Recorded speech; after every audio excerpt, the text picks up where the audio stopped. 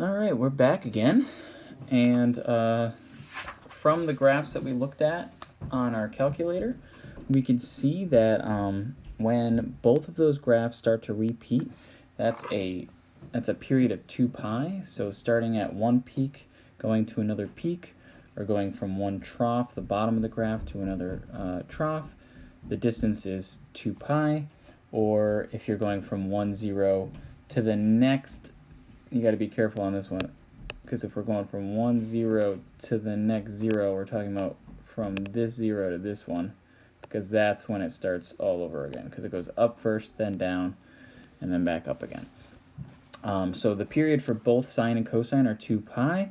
The domain is all real numbers. This will keep going forever in both directions. So once you have one period figured out, it's really easy to keep graphing forever.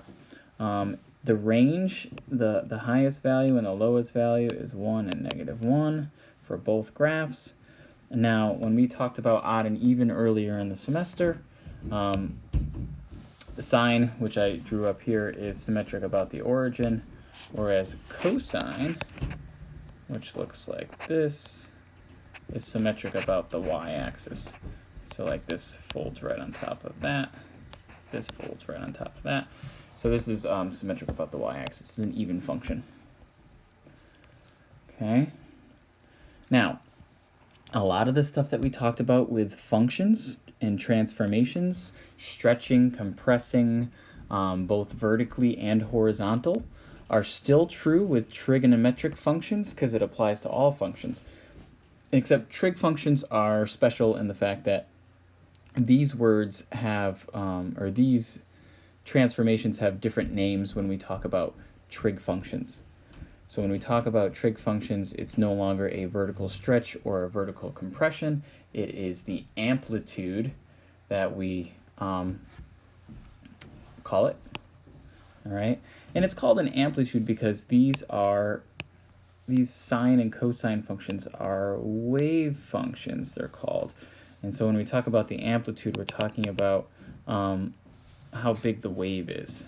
Okay, so we're going to graph y equals sine of 3x. We're going to graph sine of 1/3 x, and we're going to graph y equals sine of x on the same coordinate system.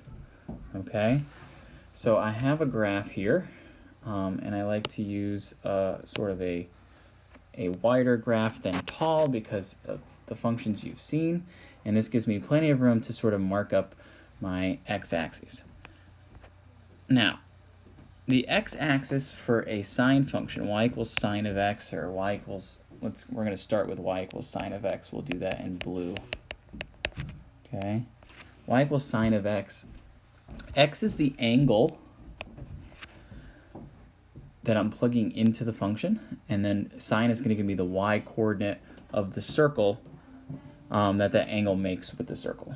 Okay, and if you remember from the unit circle, sine of x, when the angle is 0, sine is 0, the y-coordinate is 0 because I'm on the x-axis. So before I continue to plot some points here, let's come up with a scale. Now, because I know that I'm going to be graphing 3 sine of x at some point, I'm going to make my vertical scale go up by 1 because I'm going to need that 3. And that means I'm going down by 1s. Now I know at the beginning of the semester I said we only want to, like, the bare minimum you have to do to label a graph is label the x and y axes and then a scale, one box in each direction. Now for trig functions, I'm going to say that that's no longer the case because I want you to get used to counting in fractions of pi. And so that's what we're going to do here. I'm actually going to make every box pi over 4, okay, just to spread this out a little bit. So if this is pi over 4, then this next box is 2 pi over 4, which is pi over 2. And so I'm really only going to label every other box.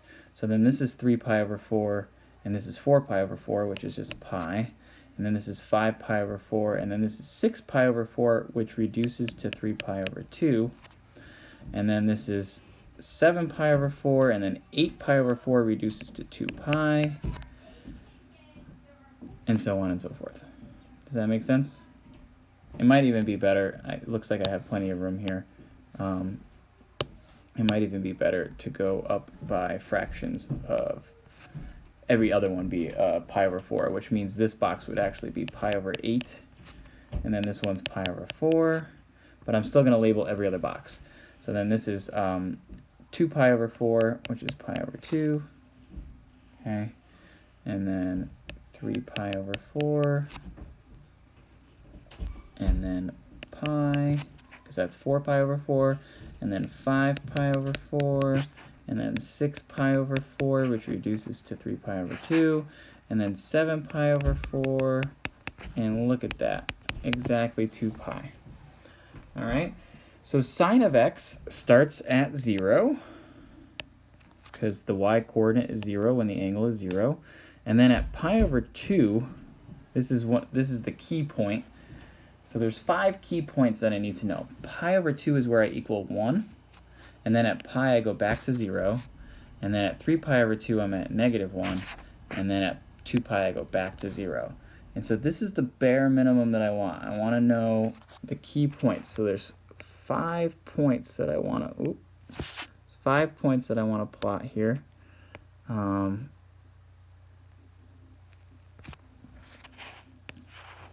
There it is, okay? So 1, 2, 3, 4, 5. So these are the 5 key points that I want to plot.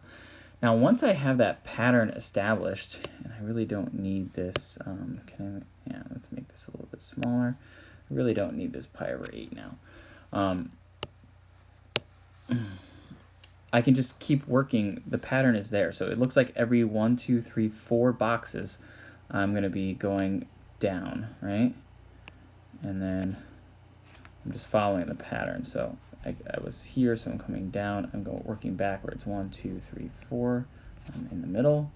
And 1, 2, 3, 4. I'm back up to 1. And then 1, 2, 3, 4 perfectly here. And so I can keep going with this graph. It's easy once I have the pattern to keep going forever. Now I'm just going to extend this to the edge of my graph because I want to give infinity its respect, but I would also want you to label all of the, and again, it's not that it's absolutely necessary in terms of graphing. I'm going to make it necessary so that you can practice writing fractions of pi and thinking in your head, this is really 4 pi over 4.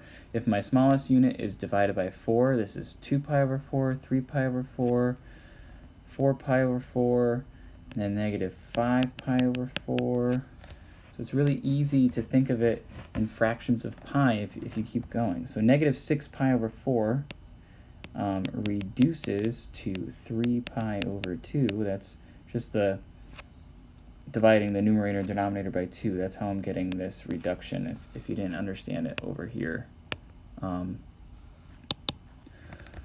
So then we have -7 pi over 4 and then -2 pi.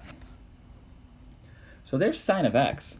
Now we're going to graph 1/3 sine of x. So all that does is it doesn't change where these values are. These are still where my key points are. The only thing that's changed is the y values. So these are still where my key points are going to be, except now instead of going all the way up to 1, I'm only getting up to 1/3. So I'm going to get here, but then 0, and then down here, and then 0. And so this one's actually just going to not be as high. The amplitude is not as big.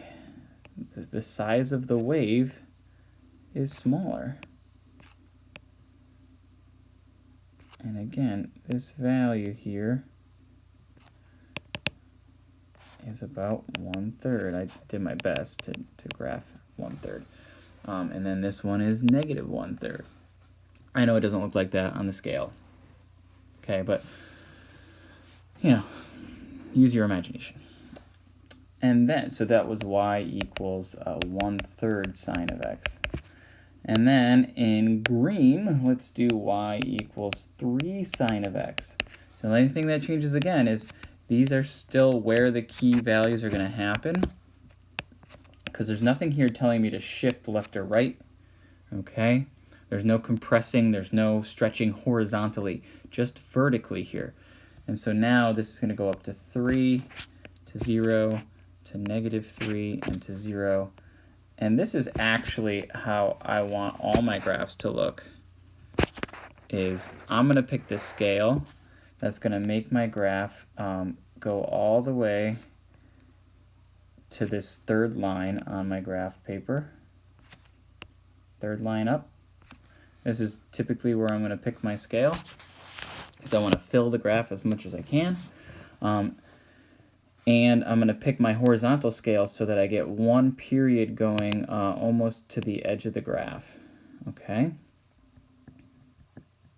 So that's how I graph those functions. And you can see the amplitude, all that affects is the y-coordinate of these key points. And if you look at the note sheet that I have attached on Blackboard that goes along with this, you can see I have a graph of sine and cosine with the key points written down for the most basic function, which is, in this case, this would be sine of x. All